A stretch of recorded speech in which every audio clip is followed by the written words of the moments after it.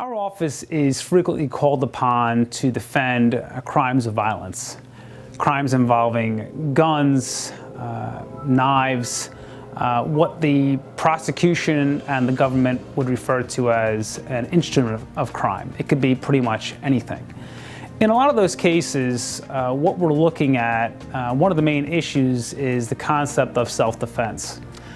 Self-defense is, in most cases, one of your best tools to use from a defense standpoint by your attorney.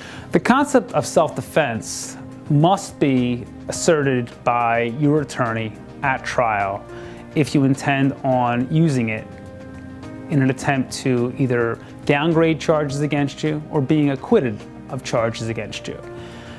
That concept of self-defense, oftentimes it is your job of your attorney to argue to the court, to show to either a judge or a jury why you should be acquitted or the charges are not as serious as maybe the prosecution has alleged in their argument. When we talk about self-defense, one of the major issues that we talk about is the issue of proportionality.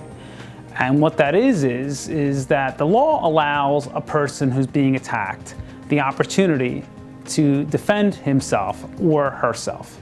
But the question is, oftentimes, is whether or not the response to that attack is what we call proportional. By way of an example, if a person is attacking you with their fist and you come back with a gun and shoot them, well, maybe that may not be a proportional response because that person is attacking you with a certain level of force and you've responded with a much higher level of force. So the concept of proportionality is critical, and it is your job of your attorney to fully explore that. Self-defense oftentimes is a person's best tool to defend in a crime of violence. Crimes of violence frequently are very serious cases because there are certain mandatory minimums that attach for cases that involve guns. So that if you are charged with a crime, it's very important that a concept that you explore with your attorney is the concept of self-defense. It's important that your attorney, your trial advocate, really explore that possibility with you.